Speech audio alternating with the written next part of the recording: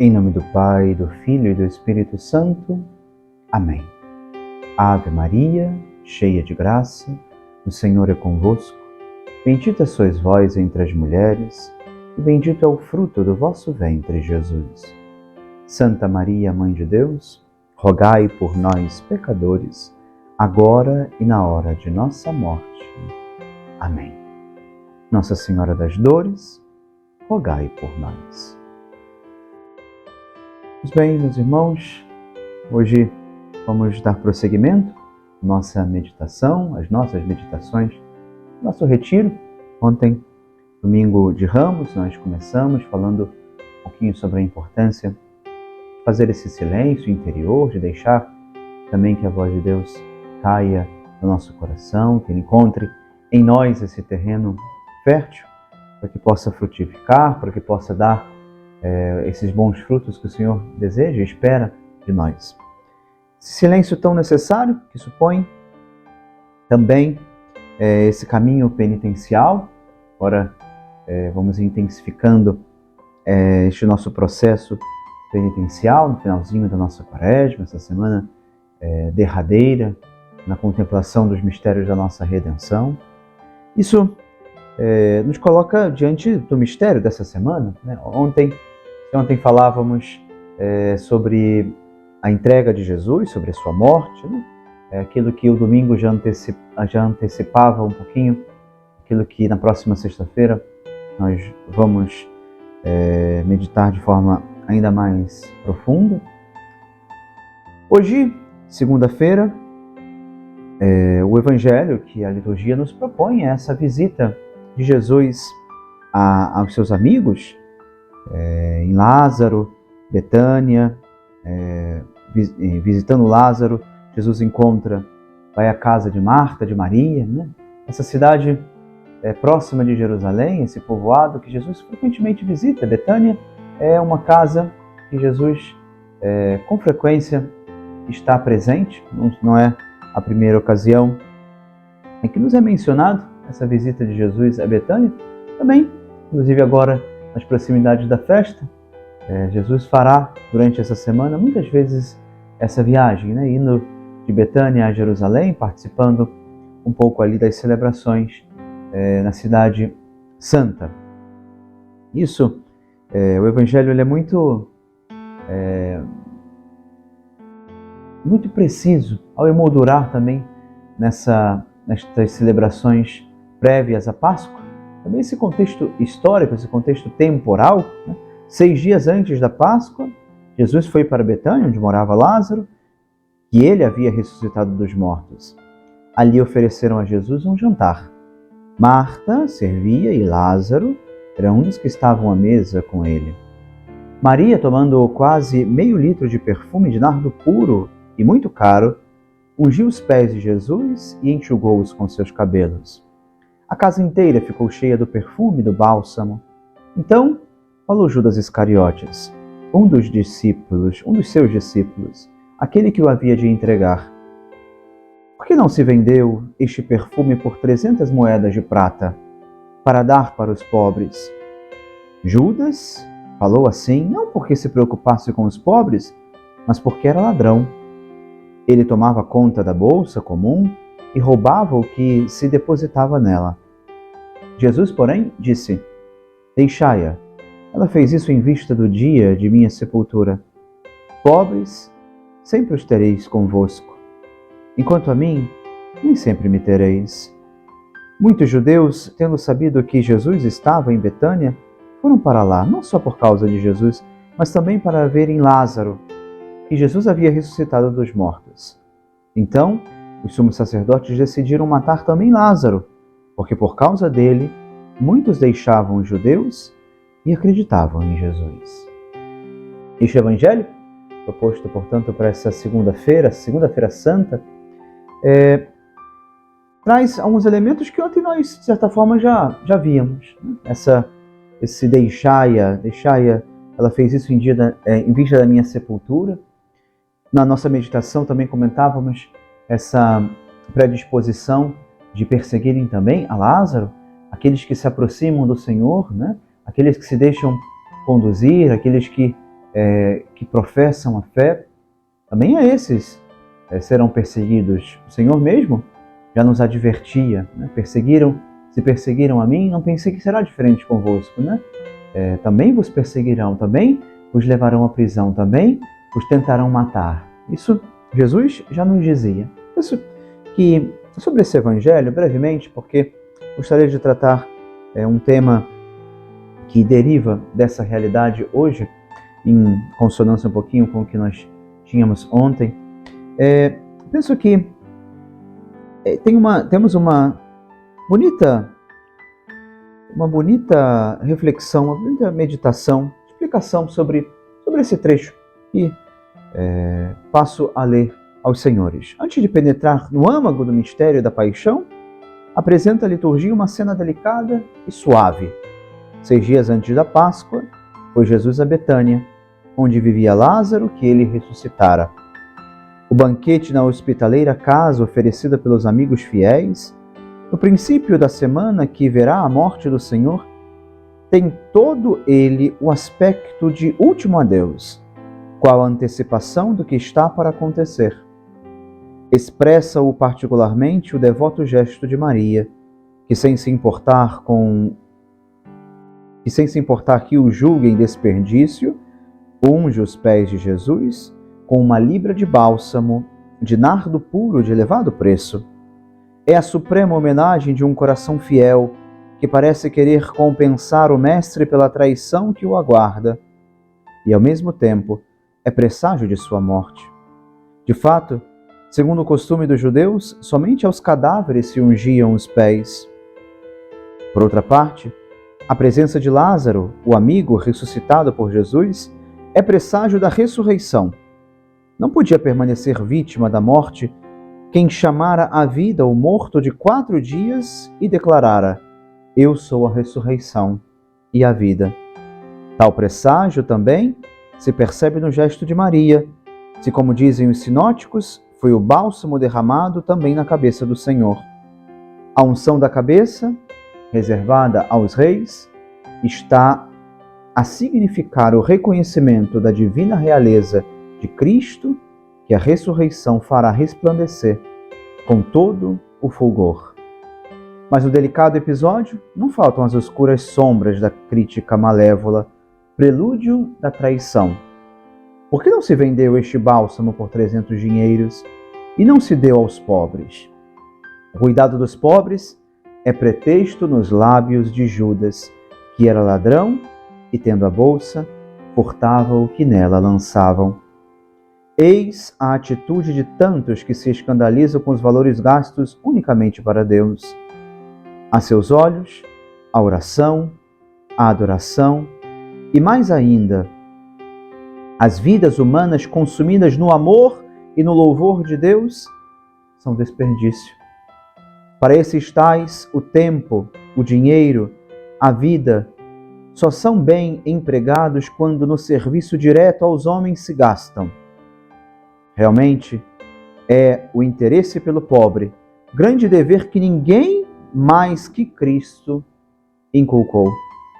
Quantos, porém, esquecem que deveres maiores ainda são o amor e o culto de Deus? Aliás, não necessitam os pobres só de pão, mas também de quem, consumindo-se na oração, sustenta-lhes a fé e recorda-lhes que pouco vale o bem-estar material se não procura o homem, acima de tudo, a Deus. Nós vemos, ao longo dessa quaresma, ao longo desse tempo quaresmal, vamos vendo como esta realidade da penitência, da oração, da esmola, esse tripé que, de certa forma, organiza, sobre o qual se sustenta nosso tempo quaresmal, é sempre relembrado a cada início de quaresma, especificamente ali na quarta-feira de cinzas, o evangelho daquela celebração nos recorda essa tríplice dimensão, essa necessidade de termos bem postas essas três realidades: penitência, esmola e oração. Ao longo destas próximas meditações, antes de chegarmos ao Tríduo Pascal, antes de aprofundarmos os mistérios precisamente das últimas horas de Jesus, a redenção levada a cabo com o prendimento, com a entrega, com a perseguição, a flagelação, a morte de Jesus e a sua ressurreição, gostaria de poder tratar desses três temas, esses temas que nos fizeram, se fizeram companheiros de caminhada nesse tempo quaresmal: a penitência, a esmola e a oração. Porém, gostaria de relacionar essas três dimensões com as três virtudes teologais. Pode ser que algum autor mais douto ofereça um outro paralelo, mas eu gostaria de propor relacionar a penitência à virtude da esperança, a esmola à virtude da caridade e a oração à virtude da fé. Penitência, esmola, oração, esperança, caridade e fé.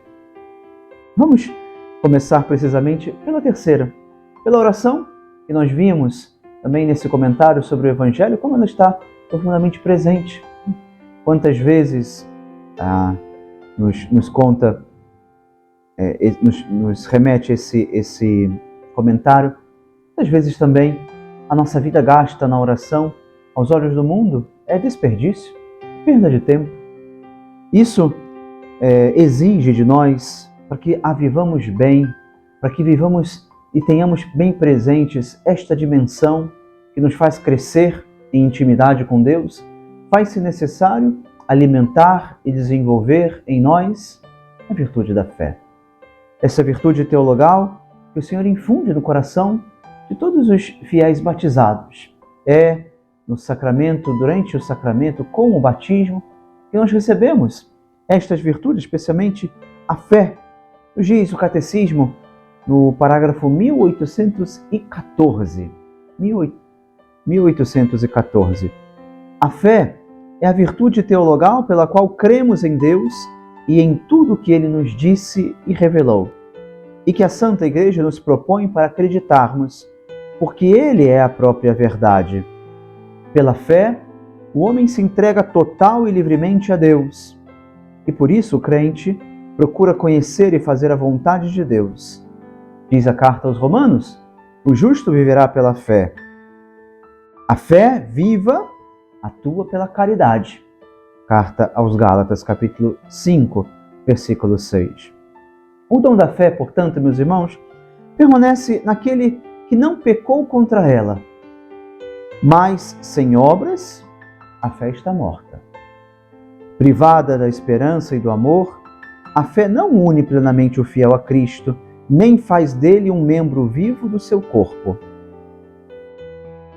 Portanto, é necessário que a fé esteja profundamente unida às outras duas virtudes, a esperança, a caridade, o amor, que realmente e, portanto, fazem a nossa fé ser operante, a nossa fé atuar pela caridade, a nossa fé realizar as boas obras que o Senhor espera, não só quando professamos a fé, mas quando deixamos que Ele atue através de nós.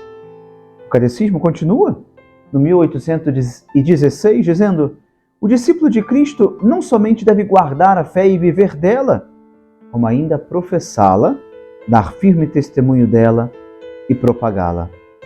O serviço e testemunho da fé são requeridos para a salvação. A todo aquele que me tiver reconhecido diante dos homens, também eu o reconhecerei diante do meu Pai, que está nos céus.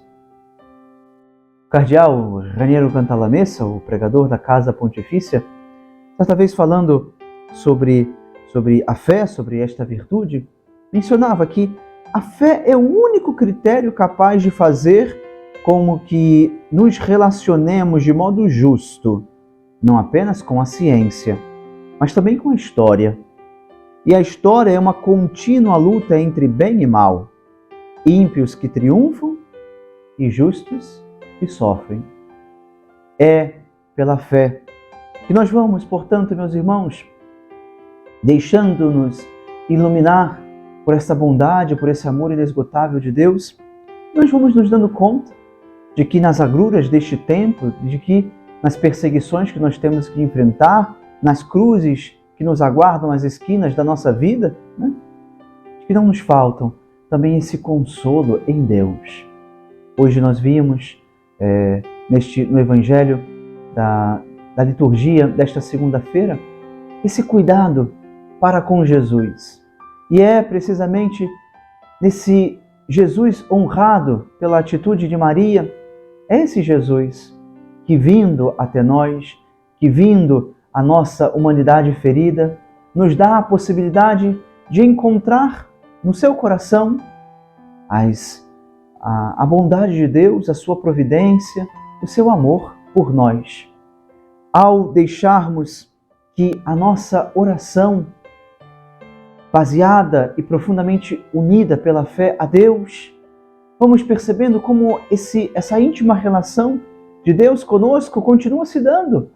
Jesus continua querendo falar ao nosso coração, Jesus continua querendo encontrar-nos, balbuciar esses bons propósitos à nossa alma, propósitos que nos preparam para a realidade do céu, para onde Ele nos encaminha, onde Ele nos aguarda, mas tendo já e aqui que viver nas dificuldades do nosso tempo, nas circunstâncias do nosso século, tendo de viver, como nos diz São Paulo aos Romanos, vivendo pela fé.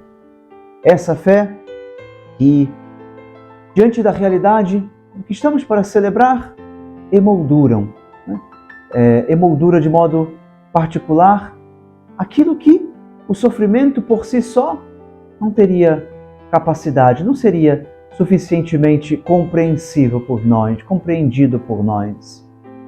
Jesus continua esperando a nossa oração, a nossa profissão de fé, poder encontrar o nosso coração para que a cruz não seja causa de escândalo, mas sinal desta vitória, a vitória de Cristo, a vitória que Cristo nos alcançou. E nisso, o mesmo cardeal, canta a missa, diz, olha, vamos ao encontro de Cristo, que vem com um ato de fé, que é também uma promessa de Deus e, portanto, uma profecia. O mundo está nas mãos de Deus e quando, abusando da sua liberdade, o homem terá chegado ao fundo, ele intervirá para salvá-lo. Sim, intervirá para salvá-lo. Para isso, de fato, veio ao mundo. O Papa Bento XVI, de saudosa memória, nos contava, nos ensinava na Dei Verbum número 5, que nós podemos crer em Deus porque Ele se aproxima de nós e nos toca, porque o Espírito Santo, dom do ressuscitado, nos torna capazes de acolher o Deus vivo. Então, a fé é, antes de tudo, uma dádiva sobrenatural, um dom de Deus. O Concílio Vaticano II afirma: para prestar esta adesão da fé, são necessários a prévia e a concomitante ajuda da graça divina e os interiores auxílios do Espírito Santo, o qual move e converte a Deus o coração, abre os olhos do entendimento e dá a todos a suavidade em aceitar e crer na verdade. A fé, portanto, é esse dom sobrenatural e que, não sem pesar, temos visto como tem sido desvirtuado nos nossos tempos. Saiu uma estimativa, um gráfico do IBGE sobre aqueles que se declaram no Brasil sem religião. Ao longo das últimas décadas, desde 1970, quando aparece o primeiro dado, até 2010 se multiplicou por 10 aqueles que se diziam sem religião. Hoje, pelo menos o último dado que nós temos, o dado do IBGE, do Censo e do Datafolha, traz como 10% do povo brasileiro se declarando como pessoas, como uma parte da população sem religião. Isso já caracteriza a terceira, se estar e ser sem religião fosse uma religião, já seria a terceira maior do nosso país. 10% dos brasileiros se dizem sem religião. E junto a essa verdade, junto a esta realidade, nós vamos percebendo que há também uma outra dimensão, uma outra face desse aspecto. Ainda aqueles que dizem professar uma fé, cresce, né? Os senhores provavelmente tiveram a oportunidade também de encontrar alguém pelo caminho que professasse essa realidade. A realidade de uma fé, de uma espiritualidade sem religião. Pessoas que dizem ter a sua própria fé, ter o seu jeito de viver, uma vida espiritual, espiritualizada, mas não necessariamente está relacionada com Deus, com o seguimento de Cristo, com o cumprimento dos mandamentos. É uma fé muito particularizada. A fé, meus irmãos, essa fé como virtude teologal, essa fé que estamos meditando, essa fé que estamos pedindo ao Senhor no dia de hoje, uma fé que se une e se alimenta em nós através da oração. Ao longo dessa quaresma, nós buscamos intensificar a nossa oração, ter esse tempo dedicado ao Senhor, viver um pouquinho mais essa intimidade com Ele. Hoje, portanto, também, inclusive, estamos com essa meditação, promovendo e pedindo ao Senhor essa graça de que esse tempo de oração seja um tempo proveitoso, um tempo de propósitos de mudança de vida, de conversão, temas que vamos ver, inclusive, nas próximas meditações. Mas já agora, ao início, nessa primeira, efetivamente, meditação do nosso retiro, ontem vimos um pouquinho as motivações, hoje pedimos ao Senhor essa graça de que a nossa fé seja reavivada. O grande autor inglês Chesterton dizia que a fé é aquilo capaz de sobreviver a um estado de ânimo.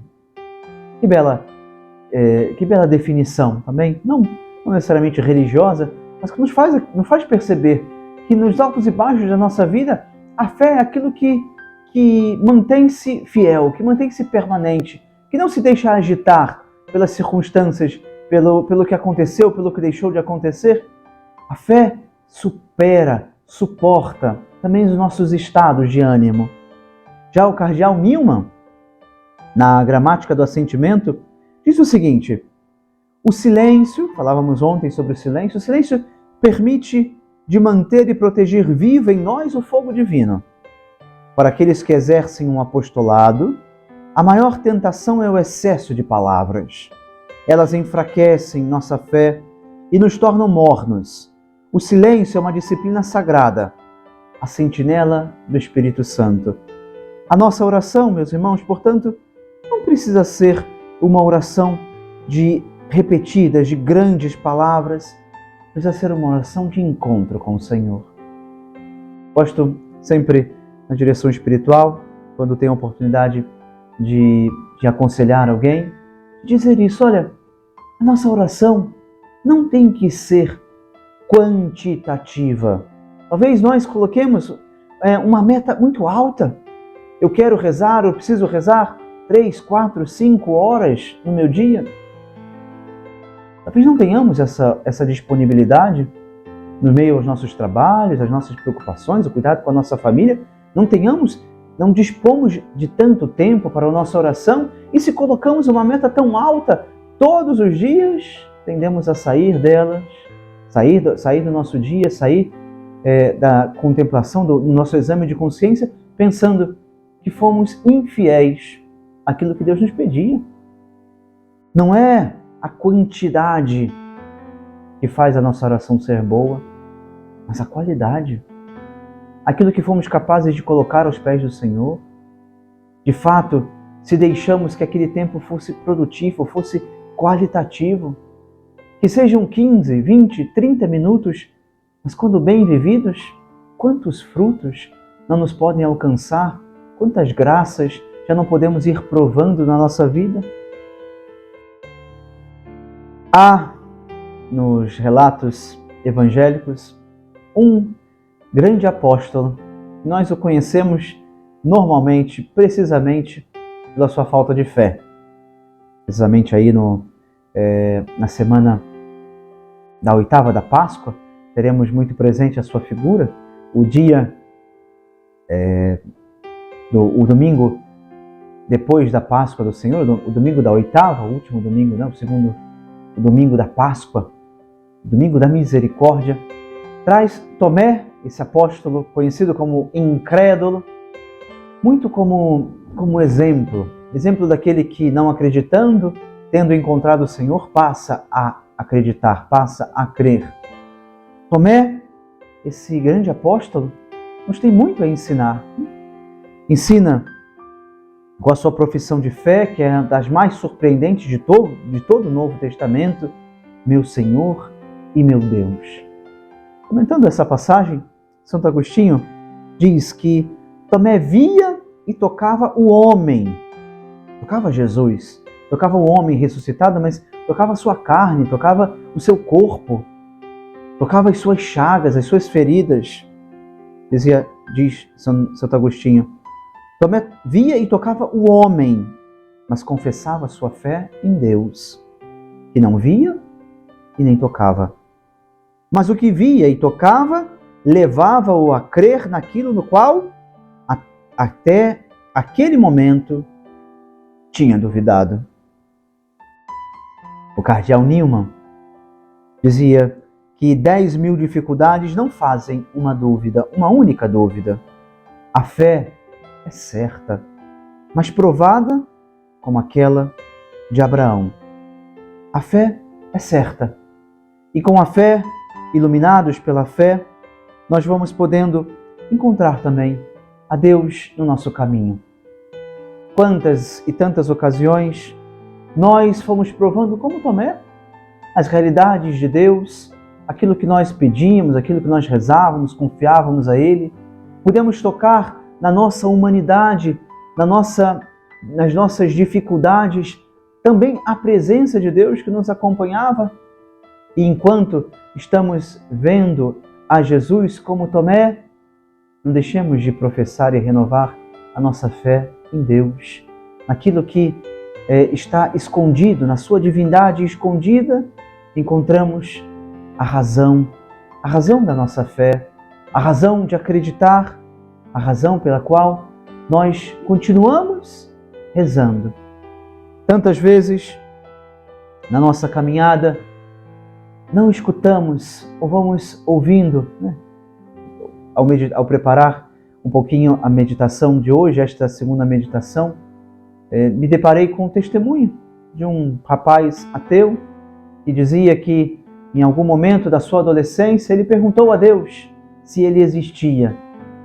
E diante do silêncio de Deus, ele se deu conta, portanto, se Deus não falou com ele, se Deus não veio e não foi de encontro às nossas necessidades, então, portanto, só havia uma explicação: Deus não existe. Quantas vezes nós também precisamos dessa fé renovada, constante, insistente, que não desanima, que não deixa que as dificuldades, que o silêncio, que as circunstâncias desafiadoras da nossa vida nos façam sacudir aquilo que é segurança no nosso coração. A fé não é um estado de ânimo, ela supera o estado de ânimo e mesmo, diria o cardeal Newman, como comentávamos, mesmo 10.000 dificuldades não fazem uma única dúvida. Peçamos ao Senhor nesta noite, peçamos ao Senhor essa graça de reavivarmos a nossa fé, de deixarmos que essa semana intensa de oração, essa semana de presença de Deus, essa semana de união com Ele, seja renovação do nosso coração, seja a oportunidade de escancararmos a nossa alma, para que Deus venha até nós, encontre o nosso coração bem disposto, faça em nós a sua obra e nos prepare também para, junto dele, contemplarmos as suas maravilhas nos mistérios que estamos para celebrar. Que Nossa Senhora, a Virgem das Dores, ela que estamos especialmente invocando nesta semana, nos ajude, apesar do silêncio, ela que provou tanto o silêncio de Deus, mas meditava todas estas coisas no seu coração. Que ela nos ajude a que o nosso coração também aguarde e espere em Deus, mesmo quando as dificuldades do mundo, as dificuldades da nossa vida tentem abafar a voz de Deus na nossa alma. Ave Maria, cheia de graça, o Senhor é convosco. Bendita sois vós entre as mulheres, e bendito é o fruto do vosso ventre, Jesus. Santa Maria, Mãe de Deus, rogai por nós, pecadores, agora e na hora de nossa morte. Amém. Em nome do Pai, e do Filho, e do Espírito Santo. Amém.